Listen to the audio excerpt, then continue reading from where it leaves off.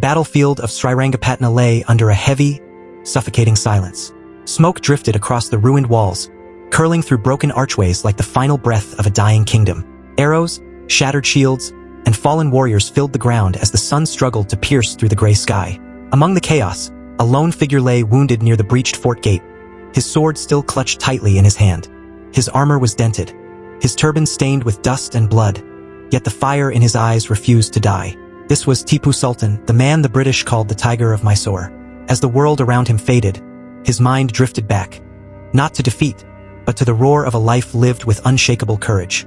The silence of the battlefield began to dissolve, replaced by the vibrant sounds of a kingdom rising toward greatness. He remembered his childhood in the palace of Devanahalli, where the air was filled with the ring of steel and the chants of trainers. From a very young age, Tipu was taught not only the art of war but the principles of justice, honor, and discipline. His father, the legendary Hyder Ali, saw something extraordinary in the boy. "A king can be born," Hyder often said, "but a tiger must be forged." And so Tipu's forging began, in the heat of the arena, the cold of mountain marches, and the endless drills that shaped his mind sharper than any blade. At the age of just 15, he rode into his first real battle beside Hyder Ali. The sky thundered with cannons, the ground trembled beneath charging cavalry, and Tipu did not hesitate. He led a small cavalry wing with the precision of a seasoned commander, slicing through enemy lines with the speed and ferocity that would soon become his signature.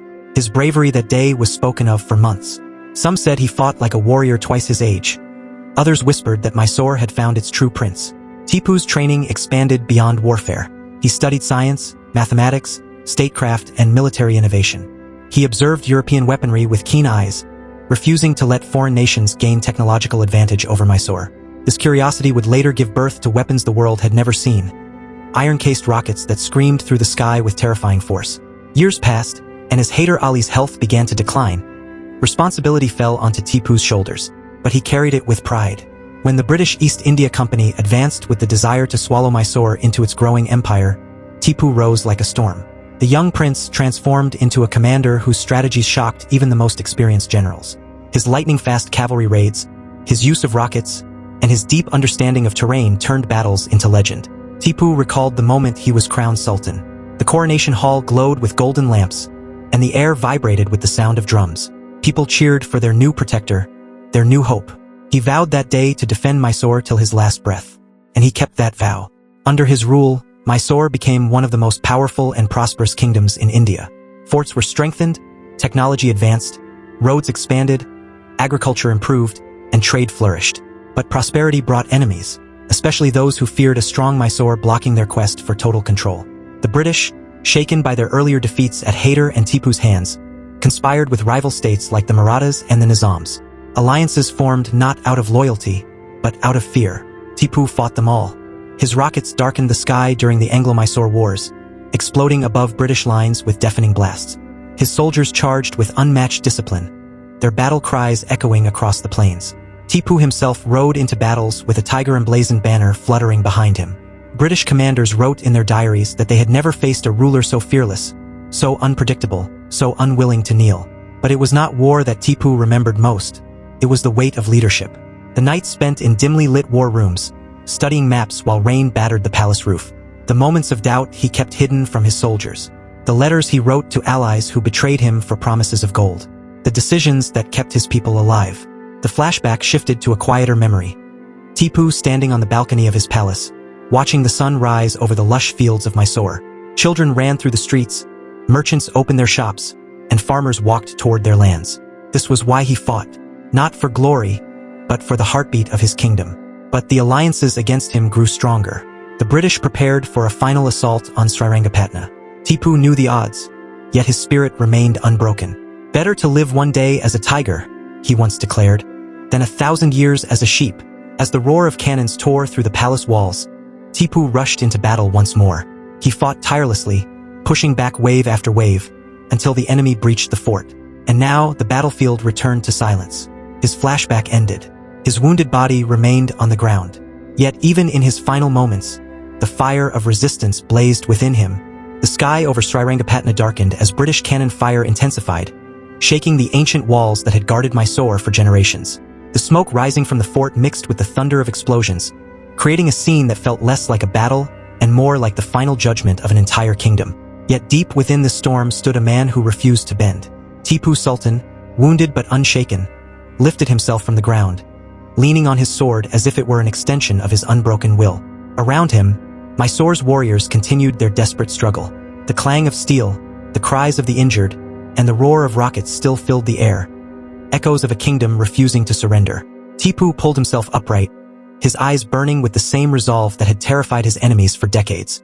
A British officer nearby recognized him and shouted, "The tiger still stands!"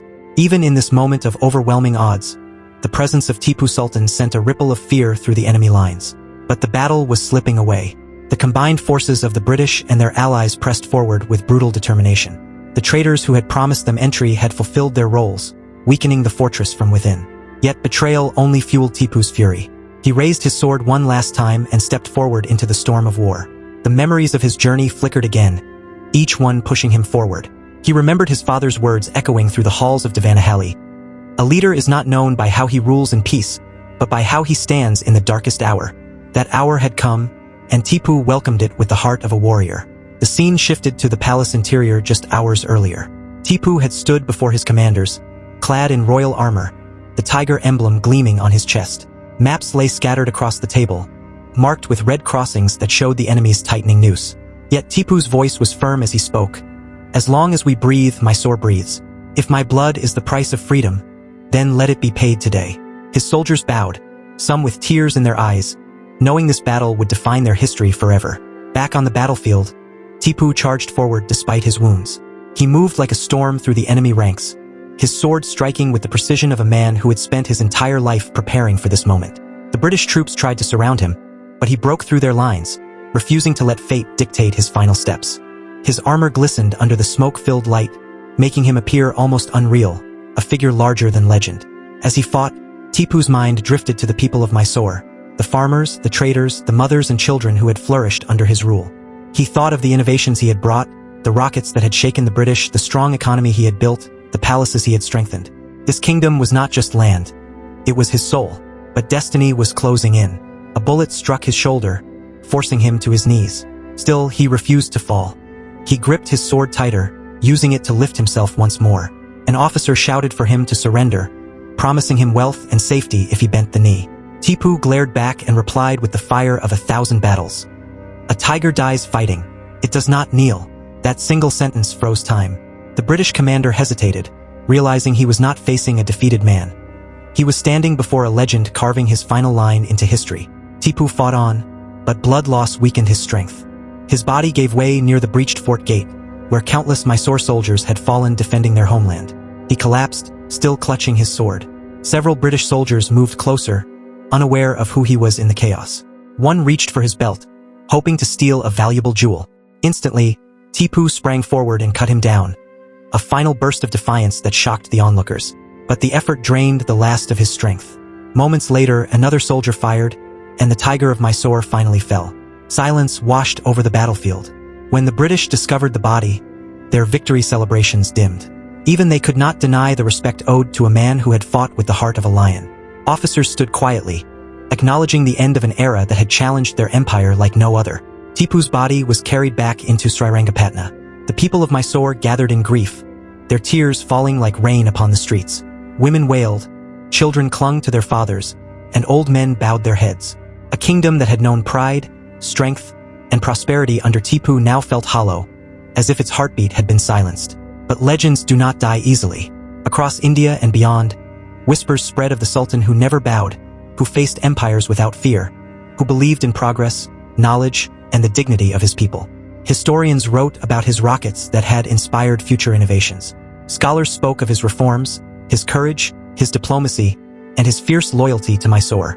Even his enemies admitted that if bravery had another name, it would be Tipu Sultan. As the smoke cleared and dawn broke over Srirangapatna, golden rays fell upon the battlefield. The blood-soaked earth glistened, as if paying tribute to the warrior who had given everything for his land. Birds returned to the trees, and the river flowed quietly, carrying the echoes of a king who had lived as a tiger and died as one. Tipu Sultan's story did not end with his final breath. It lived on in every whispered tale of resistance, in every heart that valued freedom, and in every nation that rose against oppression. For generations, People would remember him not as a defeated ruler, but as a symbol of unyielding courage. And somewhere beyond the mists of time, the roar of the tiger still echoes, reminding the world that true greatness is not measured by victory, but by the spirit that refuses to bow, even when the world stands against it.